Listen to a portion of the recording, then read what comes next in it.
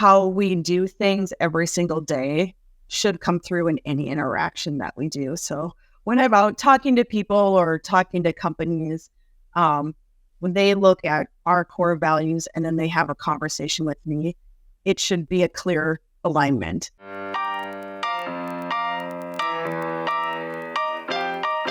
Welcome to another episode of the Chicago Business Review. I am your host, Young Lee, and I am so excited for this week's episode. So this week we have a special guest, Lisa Small. She is the co-founder and chief revenue officer for Habitual Growth. And you can see them at habitualgrowth.com. It is a personalized platform that provides an ecosystem for individuals and corporations seeking forward evolution and growth. She is also a licensed pharmacist, an accomplished medtech leader, an entrepreneur, and does consulting for businesses as well as community leaders to help them grow. But her primary focus is dedicated to growing 5 million people's lives by 2027. And she is so kind to share her time and her wisdom with us. And we're going to talk about tactics, strategies on how you as well can improve your life by setting goals and doing those critical tasks day in and day out. This is an episode I'm so excited about because this is something I'm very passionate about as well. So, Lisa, thank you so much for being on the show. Oh, thank you, Young. I'm so happy to be here and talk with you today. No, I am, like I was saying in the intro and in our conversation before we started recording, I wish we were recording before because we had some great question and answer time, but hopefully we will replicate it. As I mentioned in the intro, you are the co-founder and chief revenue officer for habitualgrowth.com, which is also an app that people can download. So please go to the App Store and look for the app. But can you tell us a little bit more about Habitual Growth and the app and the community that you guys are trying to create? Yeah, absolutely. Habitual Growth, as you mentioned, is a personalizable platform, and it's more than an app. The app is a tool in which people can gain awareness as to where they're currently at and then track their own personal development journey, or from a team perspective, the journey of their team. And the purpose behind it is, one, to create awareness, and two, to create small incremental changes in behavior that ultimately help people align what they're doing on a day-to-day basis with where they ultimately want to go. So that can look different from you to me to, my neighbor down the road. So that's why it's meant to be really a personal process that you walk through, but it is a templated process in that the steps are the same for everyone to create that behavioral change. Okay, no, there's a lot to unpack there. So I'm super excited. So first you mentioned about creating awareness, and I feel like a lot of people, that's where they struggle to even get started because they're not even aware of what they need to improve upon or what aspects of their lives they should focus on. So how do you guys at Habitual Growth help people create awareness so that they can move on to the next step? Yeah. I'll give an example. Physical fitness is obviously the easiest one because a lot of people set a goal around it. And it's also the one where we probably tell ourselves things that aren't exactly in alignment with reality. So I've been in times where I'm like, yeah, I'm going to get in shape and I'm going to, lose 5 pounds. And you put into the app, you're going to work out for 30 minutes a day. And then you start to track it. and you've been telling everybody all this time, like, I don't know what's wrong. I mean, I'm going to the gym every day and I'm, eating healthy. And I then looked at the app and what I was tracking and I was like, oh, well, that's harsh because I actually only went to the gym twice this week. And so that's kind of the level of awareness to say we tell ourselves a story in our mind about what we're doing because we genuinely want to believe that we're doing the right thing and we're headed down the right path. When you put pen to paper in the app and you say, here's what I'm going to do, did I actually do it? A lot of times when people get started, there's a disconnect. And that's the awareness that I'm talking about. Is what you think you're doing in your mind actually what you're living on a day-to-day basis?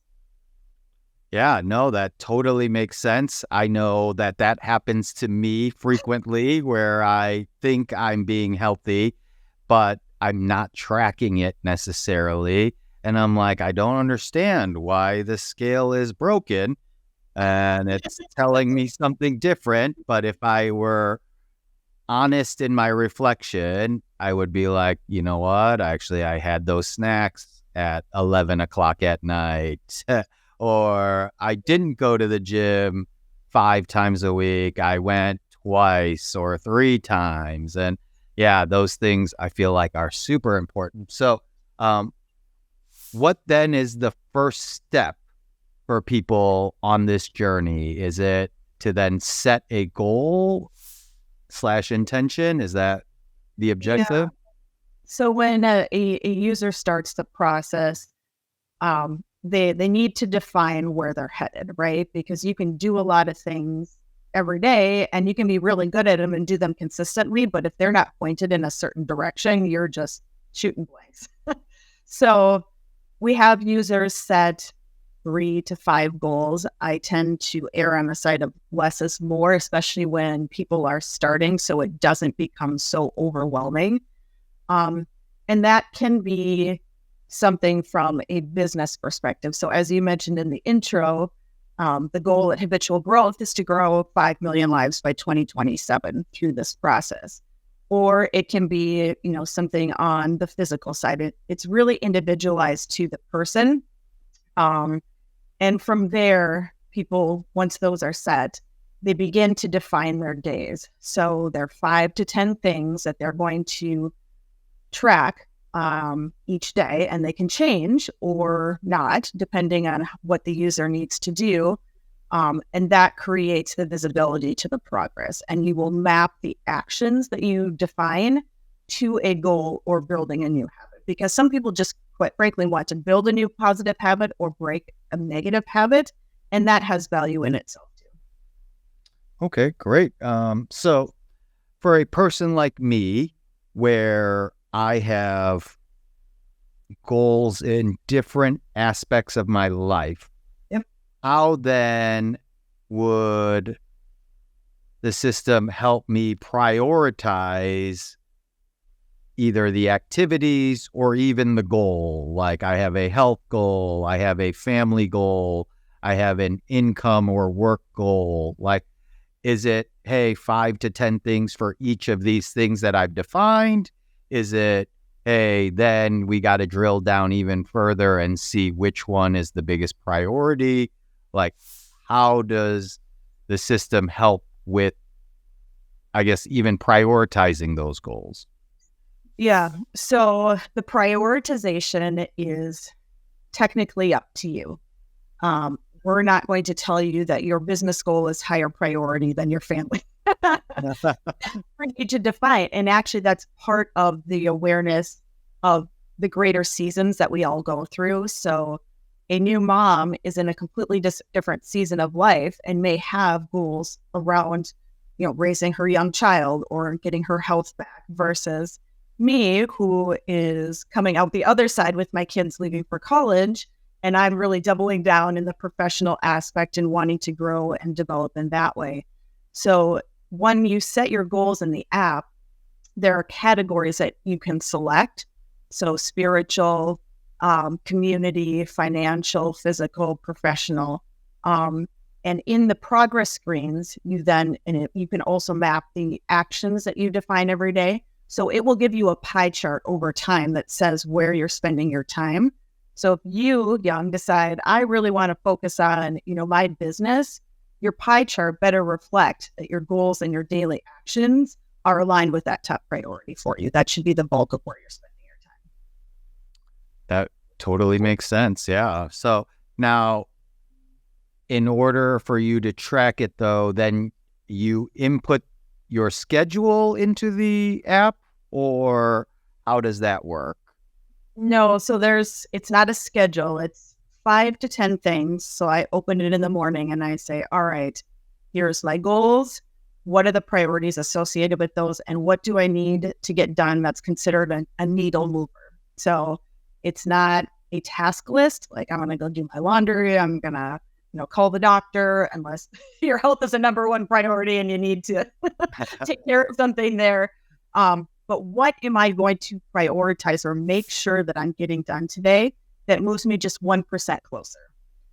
So that's what we want, because especially, when things get hairy, like it's back to school season or during the holidays, it feels like the world's on fire. There's all this stuff coming. And so the intent of that exercise on a daily basis is to create the change in behavior that says, what do I need to do? This is what I focus on today, because it's moving me closer. And I'm going to do other things in the background, but this is where the priority needs to be, because I have decided these goals and these habits are going to give me ultimately the life that I want to get to have. That makes sense as well. So now, how then does it help in terms of accountability, or is there a community? Is it more on you or the individual to stay accountable to the tasks that they're making or the promises that they're making to themselves? Or is there some other way to keep some sort of accountability for those tasks that they decided they're going to do? Yeah, all of the above. So one, we really want people to start to build that personal accountability. I know we're similar minded, and so you understand that the confidence that comes from doing what you said you're going to do grows over time. And I want people to feel that too, because it is such a life-changing experience to go from, I feel like I have no control and I'm like a paper bag in the wind, to, hey, like, even if I only got these 2 things out of my entire list done, that's more than I would have done yesterday. And so creating the personal accountability is a critical part of this. We also have a habitual growth community that you can join to get greater accountability. And in the version that we'll be launching in Q2 of this year, you will be able to create groups of your choosing to have smaller group accountability as well. We found that people wanted that comfort of, a little bit more of a deeper relationship when they're sharing what they're doing or their goals, and having that accountability partner or partners. Yeah, no, that totally makes sense. And so you guys are continually refining the app as well as adding other features on. So I strongly recommend everyone go to the App Store, Apple or Google Play, and go check it out. Habitual Growth is the app, and there you will be able to see more of what Lisa is talking about. Now, Lisa, what made you start this company and, have this mission to grow 5 million lives in the next 5 years? What kind of fueled that decision to go down this path? Yeah, it's kind of 2 intersections of life experiences. I would say I started my own personal development journey from a really not so great place. I had gone through a number of things in my personal life and really just felt like I didn't know what I was doing. I didn't have the skills. I wasn't being the leader that I wanted to be in a workplace. And so I sort of, kind of like soaked in all of the personal development stuff that I could find. And eventually kind of landed on this process that I was able to use for myself and also for the teams that I was leading. In the meantime, 3 years ago, actually, my dad was diagnosed with stage 4 cancer out of the blue, and passed away short of a year.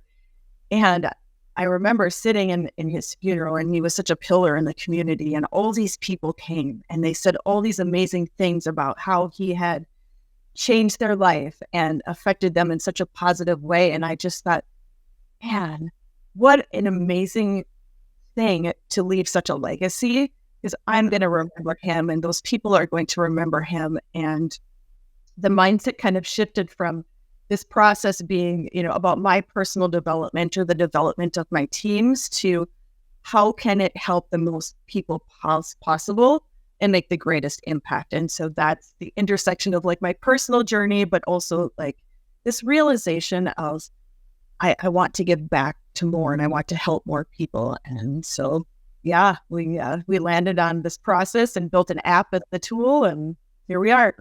That's amazing, and such a powerful story, as well as just showing that it works through you living it. And that's when these things really take off, is when there is deep passion about the endeavor, as well as the people that are creating it, running it, trying to grow it, live by example. And so you sharing about how you needed this, and so you started to do these things, and you witnessed a transformation within your own life. And people always underestimate, again, the change and transformation people can make in a year or 3 years or 5 years, and they want it so quickly. And they feel like, oh, you know what? I didn't get 100% better in 2 weeks, so forget it. It doesn't work. But you, along with your partner and the app and community, are trying to make awareness of its small progress day in, day out. And then that consistency, along with live with intent, which I know is a motto of yours for Habitual Growth. Can you share with us some of the other core values that you guys have created for the company and for the app and the community?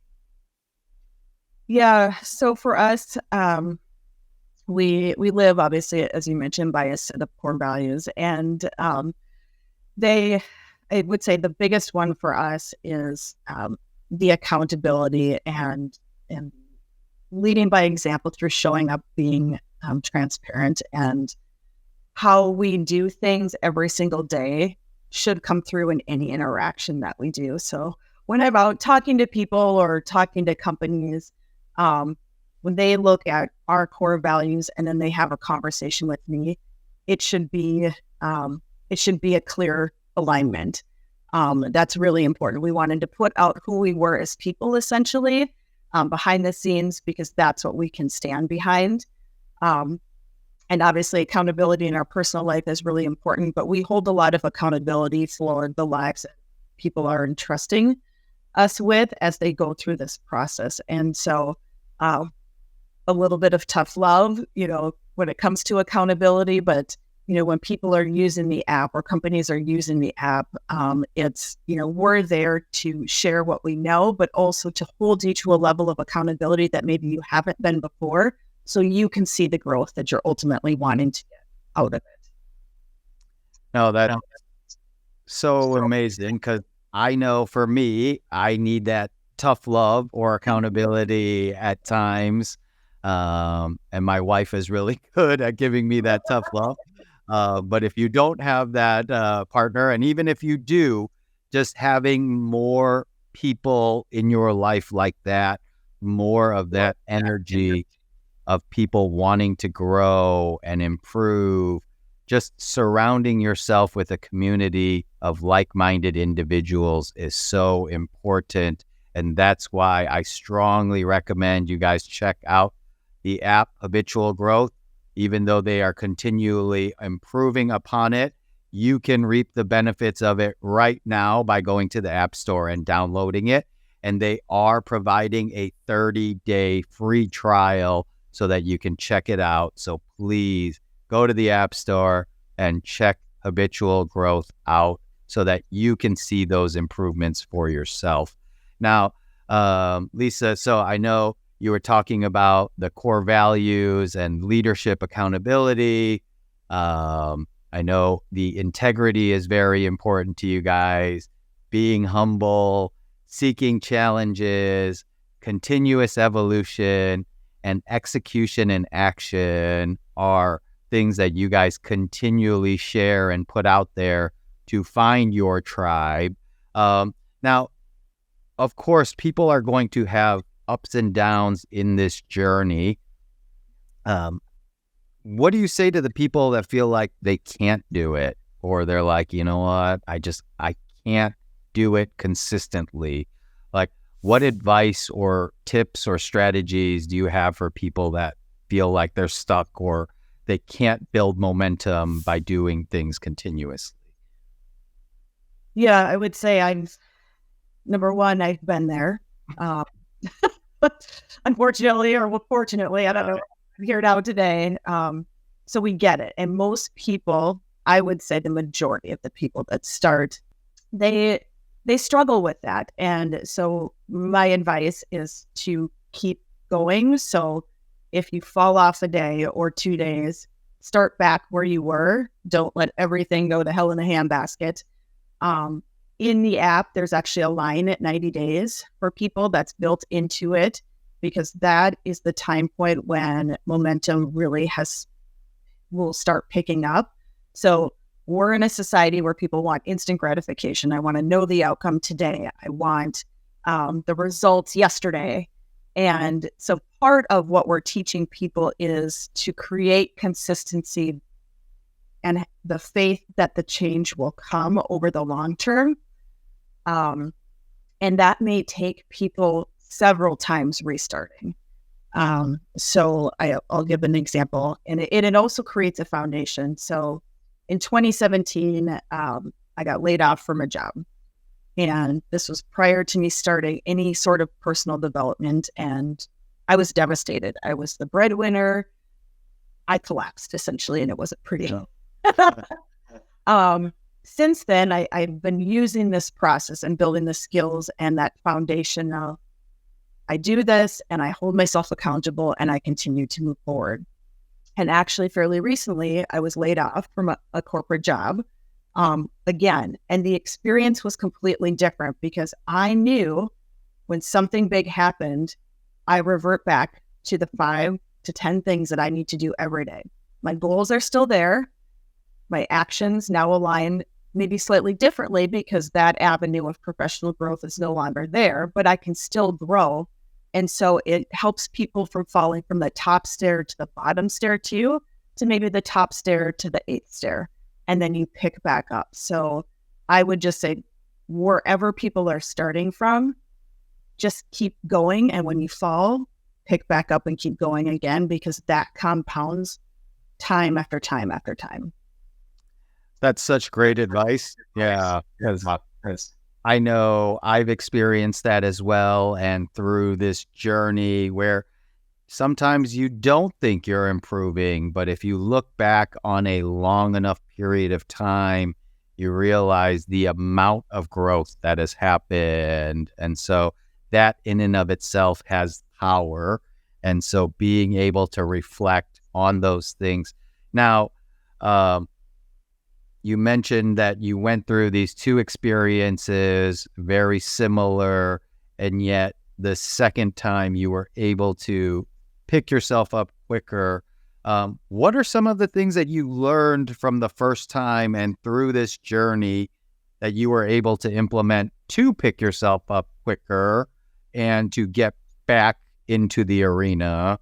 Yeah, because I feel like that's where a lot of people get stuck. They just wallow a little longer. They feel sorry for themselves a little longer. I know I've experienced that myself, and that Yep. I'm almost asking for myself, although I'm pretending like I'm asking for a friend. But yeah, what are some tips and tricks that you used the second time around to kind of get up quicker?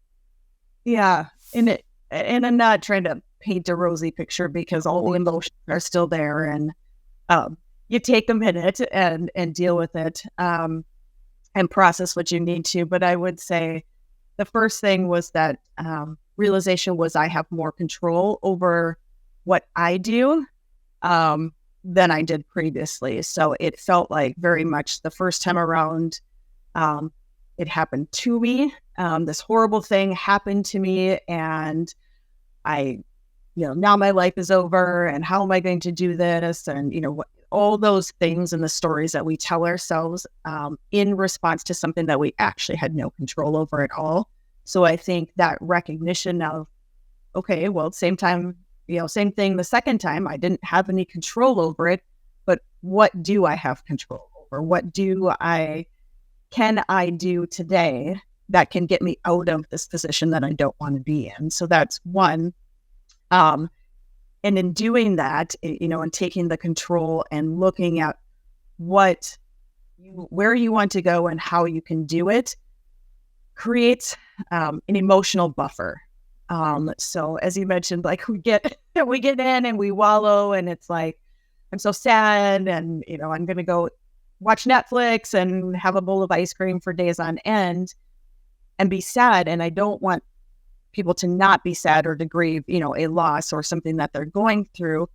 And when you shift your focus and your mindset into, all right, but here's the things that I'm going to do today, whether in this situation it was find out how to create another company, or to get back to the gym, or to reach out to a friend who might need something because I have a goal related to community outreach.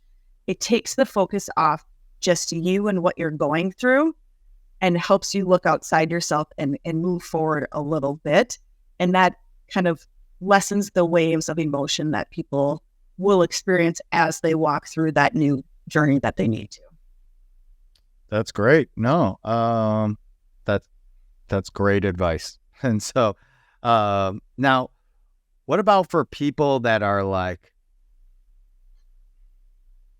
overzealous or are overachievers and are like, you know what, I want to improve in all of these aspects of my life all at the same time.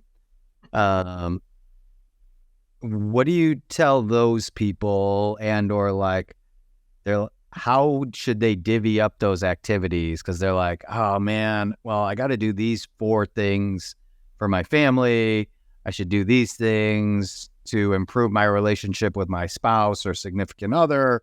I have to do these 8 things for work.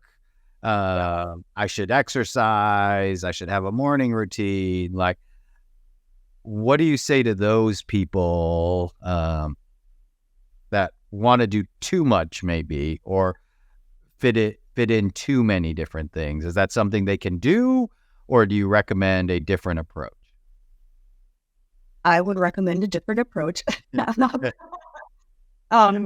For individuals like that, or even people on the other end of the spectrum that don't know where to start, I would say number one, people can reach out to us via our contact link on the website and set up time with me. It's free. They can come so I can help them define their priority, number one, because when you try to do everything, you're ultimately you're going to spin your wheels. It's just the reality. You can't operate at 110% in every area of your life on an ongoing basis. Something will give. And so a lot of the conversations that I have are like, okay, I hear you. And if you're telling me that, your family unit is breaking down because you're not present, is that your number one? Yes. Okay. Then we're going to pick one thing. And that's going to be what you're going to do every single day. We're going to pick one thing every day that you're going to focus on. And that's going to be on your list. And then we'll go down the prioritization. So they may have goals around a lot of things, but helping people really refine, okay, this here, then this, then this. And they're all going to make the list, but they're going to understand with greater clarity why it's on the list and how it's going to align. And then in the progress screens, they'll be able to visualize that they've mapped their goals and their daily actions to those buckets of things. So I struggled for a long time, I will say it, being a workaholic. I put all my time into everything. And I had to step back and say, I'm telling people that my family, my kids are my number one priority. The data in the app is not showing that. And I can feel it too. I can feel it. And so I literally put on my list for a period of time, close your laptop for 2 hours in the evening. And it was really hard, but I had decided that was my number one priority. And so I had to align my action. And that's kind of the thought process and mapping that we'll walk through with people to say, let's actually get a temperature check of what you really want to do. And then we can create a plan to help you get there. So in the platform or the app, once you identify what that priority is, whether it's family or income or health, are there certain tasks that it recommends you do, or do you set those tasks individually? And if you do set the tasks individually, are there ones that could be like too small a task? So we don't define tasks for you.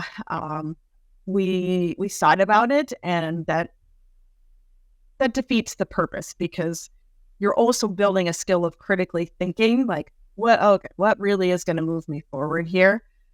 So yes, you can set things that are too small and too easy. So if I'm working with someone and they hit 100% of their items for weeks on end, I'm going to push them a little bit, because there shouldn't be things that are tough to get done or stretch you from a comfort zone level that you're not going to be able to achieve necessarily every single day over and over and over, because we want to see that growth. So on an individual level, the tasks are determined. Now, in a corporate or team setting, there may be business or team objectives or goals that are across the board for all the users that are going to look at that. And so they may have the same tasks as somebody else, because collectively they're working towards that one goal and every person needs to do their part. So that would be the caveat to individualizing all the daily items. Yeah, that makes sense. Now, if a person puts on a task, how many days do you recommend that they continue with that particular task? Or are they supposed to mix up the 5 to 10 tasks every day?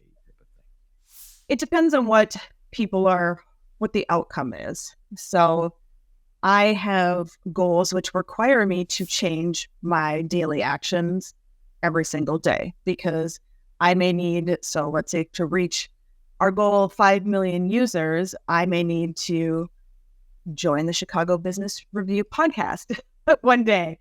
And I may need to make some phone calls a different day, or I may need to do some one-on-one work. So for me, that tied to a goal might look differently.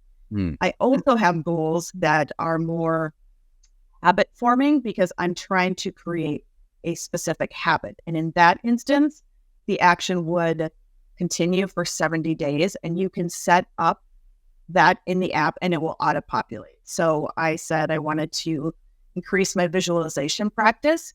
I mark it as a habit, and for 70 days it showed up on my essential actions list. And then I just have to go in and make sure I do it, and then I check it out. So then the visualization, that would have been one of the critical tasks for that day, or for a multitude of days. How many days on average do you feel like it takes for people to really build a habit from doing something every day? Yeah. So research ranges 60 to 110. We picked 70. It was a nice middle number. That will depend largely on the complexity of the habit that you're trying to build or break, obviously your commitment to doing it on a consistent basis. But we chose 70 days, and there's actually a line in the progress screen of the app. So if you designated something as a habit you're building, it will track how long that item's been on your list, how many times you've completed it. And once you hit 70 days, you will have been considered to build a new habit. I recognize that not everybody can do things 70 days in a row. I cannot. So there were days I did miss. And so the app has built in kind of what I call a fudge factor. So up until a certain point, it will continue to track you towards your habit. When you hit the threshold, it will say, I'm sorry, you haven't hit 70 days of building this action. Would you like to restart? Because again, we're changing behavioral patterns. And so it can't just go on infinitely. Likewise, if I haven't done it for X amount of days in a row, the app will then say, hey, you haven't done this. Are you sure you want to be building this habit? So we're trying to build in some of the triggers too for people that, hey, is this really where you want to go and what you want to build? Again, living with intention. Are you intentionally choosing things that are ultimately serving the direction that you want to go? That totally makes sense. And that's great that the app helps track that for you, or even tells you, you know what, you've missed a little too many. This isn't really going to be a habit for you. So do you want to start over, which sometimes people have to do. And that's why it's so helpful to have that tracking and measuring and accountability. And that's why I strongly recommend go to the App Store, get the Habitual Growth app. There is a 30-day free trial for you to test it out and see all of the benefits that it can do for you in terms of improving. Because I always say nothing ever stays the same. You're either getting better or you're getting worse. So let's continue to try and strive to get better each and every day. And the Habitual Growth app can help you with that. So please check it out. And then you can set up a time to even discuss with Lisa about your goals more in depth, so that she can help you refine and be really clear on what those objectives and tasks will be. Lisa, I can't believe how quickly our time is going. This has been super fun for me to talk about, because this is a journey that I'm consistently on. What are some tasks that you feel like have benefited you the most in your journey over the last couple of years? That's a tough question. Yeah. I would say it largely depends on the season that I'm into. And so I think I will answer your question, Jan, but I also want listeners to realize, as you mentioned, that we're either growing or we're kind of going in the opposite direction, but there is a seasonal nature to everything that we go through. And so most consistently, I prioritize some sort of physical activity every single day. I'm currently running a ruck challenge, 60 minutes for 60 days with people across the US. So that's what we're focusing. So for 60 days, we're doing that. I try to choose one item every day that's focused on the mental category. So as I mentioned, visualization is one habit that I recently worked on. So that showed up consistently. Reading, obviously, personal development books has been up there as well. And then I select something for my family, whether it's shutting my computer or focusing an afternoon or calling my daughter at college, just whatever that might look like. And then something business related. So phone calls, emails, connections, things like that. So I would almost say I choose things in buckets based on the season that I'm in that are then aligned with the goals that I'm currently working towards. Yeah, no, that's great and very helpful for listeners to kind of figure out how they can prioritize, or just some examples that they can try to work on. So I know you said for personal growth, a lot of it was, well, recently it was visualization. Um, what was maybe like the first or second one that really helped propel you down this path? Was it the reading or, um, yeah, but what do you think was the biggest catalyst to really get going for you personally? Yeah.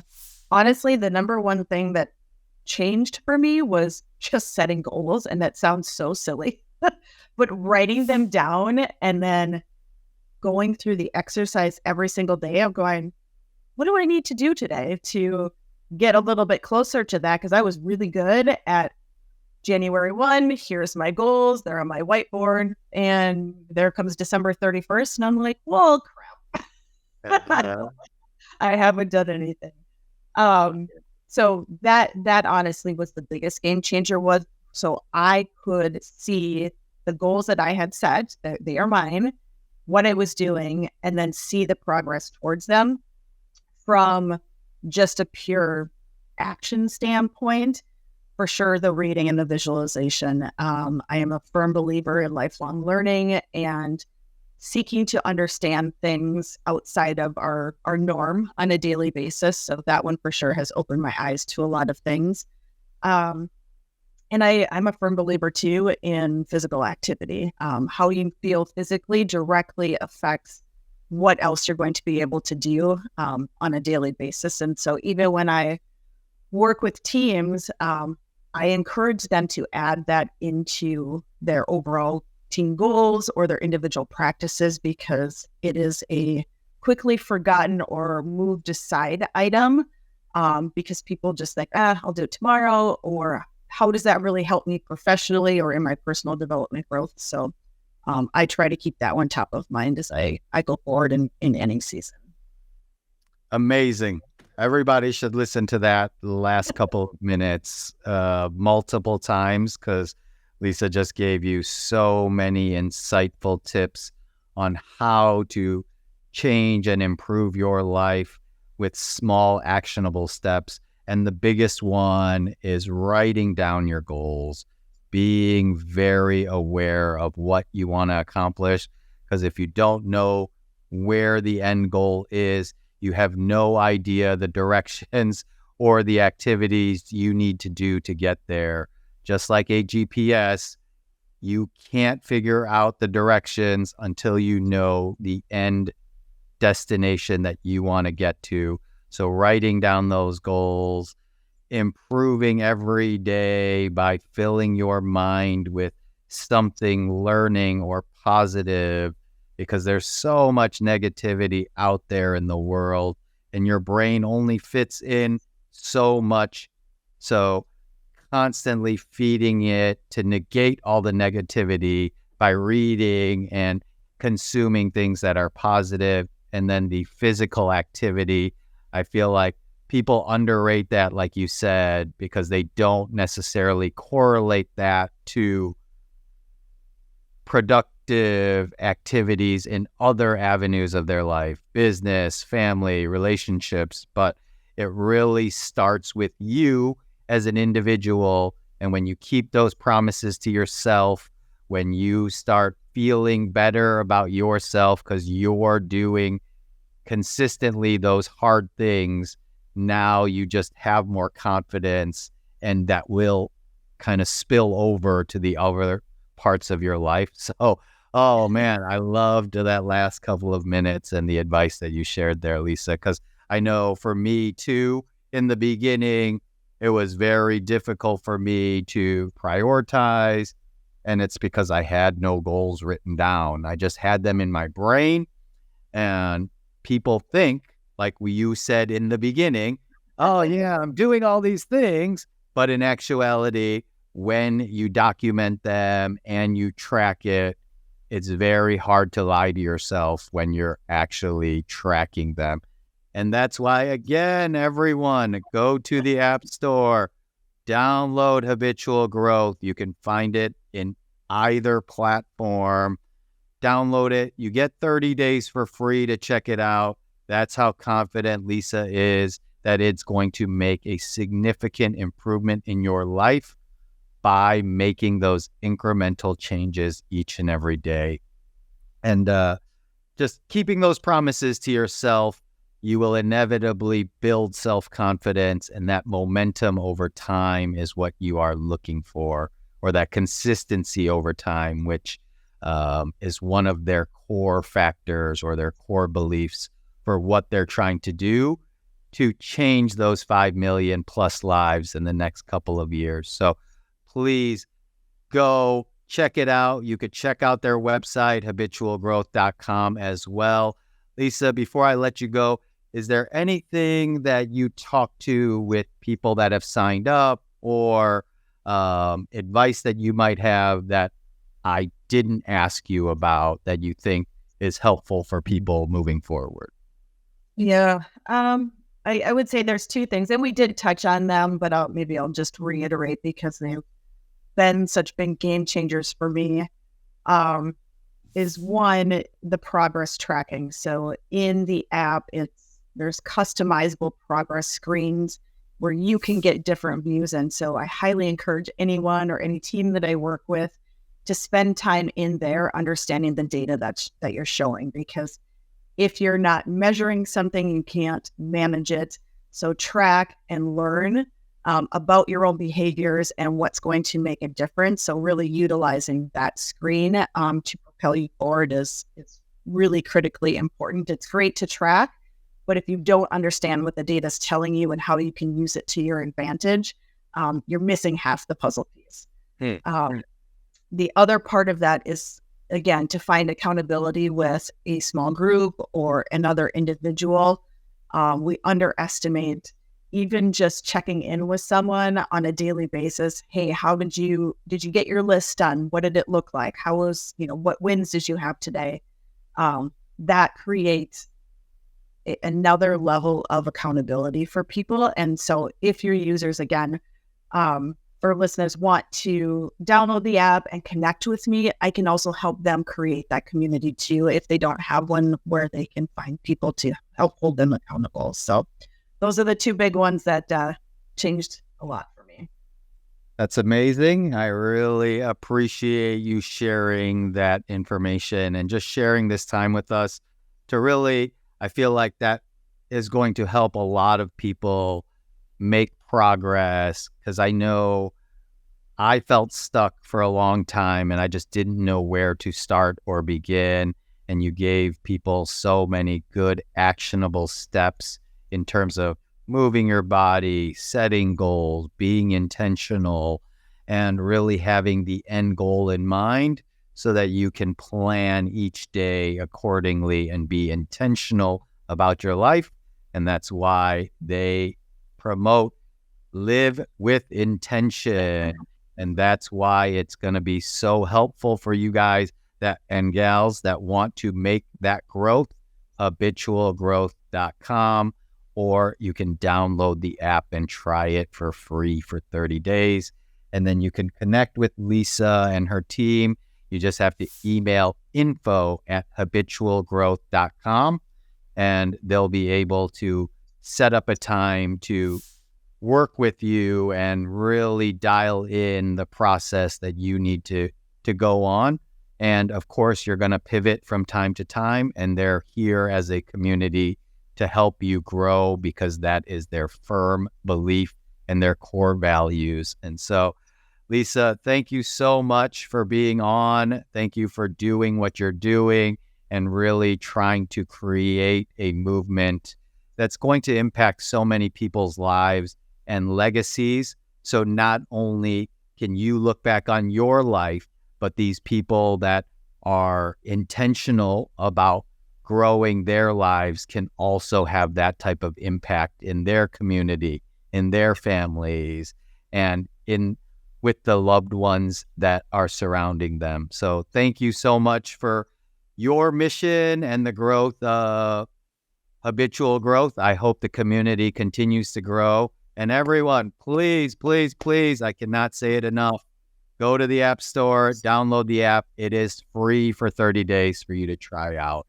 And message Lisa, thank her for her input, her time, because she's a very busy person, but she was kind enough to share this time to share some of the things that she's learned on her personal journey. And I was so thankful that we were able to share both of our journeys and that people can hear that, no one has it figured out. Everyone is on this journey of improvement. So let's get on that journey together.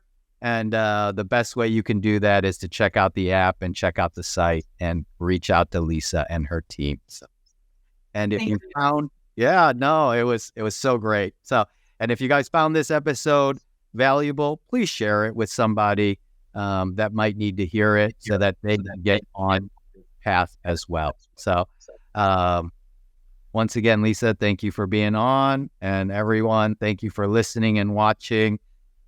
Because of your support, we're able to bring on amazing guests like Lisa and others. So please like and comment, leave us a review so that we can continually reach more and more people and help them on their journey as well. So for myself, Young Lee, Lisa Small, the co-founder and chief revenue officer for Habitual Growth, we wish you the best, and we wish you growing with intentionality each and every day. So we'll see you guys next time. Have a great week.